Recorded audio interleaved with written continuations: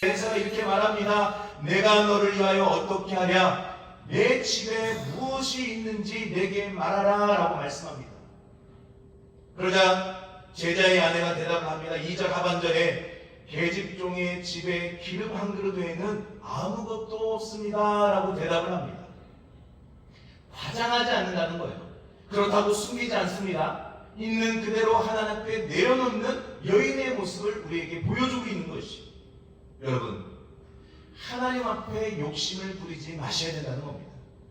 비교의식 속에서 생긴 욕심과 탐욕을 가지고 하나님을 우롱해서는 안 됩니다. 지금 있는 것만으로도 괜찮은데 남과 비교해서 더 많이 받아 누리고 싶은 욕심에 하나님 앞에 구하는 일이 없도록 하시기 바랍니다. 있는 그대로 주님 앞에 내어놓을 때, 하나님, 저는 이거밖에 없어요. 제가 처한 현실은 이런 것들입니다. 저의 모습은 이것입니다 라고 고백한다면 하나님은 반드시 내가 너에게 무엇을 해줄까라는 그 답변을 우리에게 해주실 줄 믿습니다. 그리고요, 지금 엘리사가 그 문제를 해결하기 시작하는데 바로 그 기름 한 그릇에부터 출발하고 있다는 거예요. 없던 것을 있게 만들어주시는 것이 아니라 그 가지고 있는 그 기름 한 그릇에부터 하나님의 역사가 나타나고 있는 것을 말씀하고 있는 것입니다. 엘리사가 말합니다. 우리 3절과 4절 말씀을 같이 한번 읽어보도록 합니다. 시작. 이르되 너는 밖에 나가서 모든 이웃에게 그릇을 빌리라. 빈 그릇을 빌리되 조금 빌리지 말고 너는 내 두 아들과 함께 들어가서 문을 닫고 그 모든 그릇에 기름을 부어서 차는 대로 옮겨 놓으라 하니라. 아멘. 엘리사가 뭐라고 말합니까? 너는 밖에 나가서 모든 이웃에게, 그냥 주위에 있는 이웃이 아닙니다. 몇몇 이웃을 말하는 것이 아닙니다. 그 동네에 있는 모든 이웃에게 그릇을 빌리라는 거예요. 그릇을 빌리되 조금 빌리지 말라는 것이죠. 많이 빌리라는 것입니다. 그리고 너는 내 두 아들과 함께 들어가서 문을 닫고 그 모든 그릇에 기름을 부어서 차는 대로 옮겨 놓으라고 아주 구체적으로 알려주고 있습니다. 성도 여러분, 이 여인은요, 그렇게 이야기할 때 빈 그릇은 무엇에 쓰려고요? 라고 대답하지 않았다는 겁니다. 그리고 여인과 아들들이 나가서 그릇들을 빌리기 시작하는데 적당히 빌린 것이 아니라고 저는 생각되어집니다. 아마 동네는 막 삭삭하게 뒤져서 사람들한테 제발 빈 그릇 있으면 주세요 하면서 엄청난 그릇을 빌려왔을 것이라는 얘기죠. 엘리사가 그 빈 그릇에 여인이 가지고 있던 그 한 그릇의 기름을 부으라고 말씀하고 있는 거예요. 그런데요, 기름이 그치지 않는다는 사실입니다. 붓고 또 부어도 그 기름은 그치지 않았다는 것이죠. 빌려온 그릇에 가득 채우고 더 이상 빈 그릇이 없게 되자 기름이 그쳤다라고 성경은 말씀하고 있습니다. 그리고 엘리사가 말합니다. 7절 중반절에 보세요. 너는 가서 기름을 팔아 빚을 갚고 남은 것으로 너와 두 아들을 생활하라. 할렐루야. 성도 여러분, 하나님의 역사는요, 없는 것을 있는 것으로 만들 수도 있겠지만 우리에게 가진 것을 통해서 역사할 때가 참 많다는 것입니다. 그것을 아는 것이 중요하다는 거예요. 저는 오늘 이 본문을 통해서 두 가지를 간단하게 좀 생각해 보려고 합니다. 첫째는 뭐냐면, 여러분 이 말씀을 보시면서 혹시 아쉬움이 남아있나요? 이 말씀을 들으면서 좀 아쉽다라는 생각이 들고 있나요? 빈 그릇을 그보다 더 많이 가져왔더라면 그만큼 이익일 텐데 라는 그런 아쉬움이 저는 들더라는 것이죠. 안 그렇습니까? 이왕 들어간 거, 막 옆 동네까지 찾아가서 대야 없는 거 있는 거 다 가져와서 하나님 앞에 그 기름을 붓는다면 엄청난 양의 기름이 나올 텐데 좀 아쉬운 마음이 드는 마음이 저에게 좀 있었어요. 그런데요, 이 여인과 아들들의 믿음이 적어서 빌려온 그 그릇이 적었다라는 말씀이 없다라는 거예요.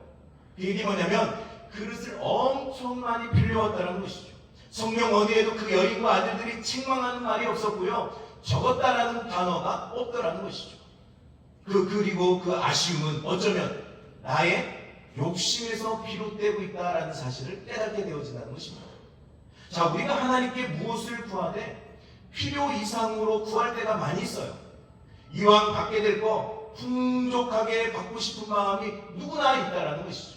그래서 100원 원하지만 천 원을 구할 때가 많다는 것이죠.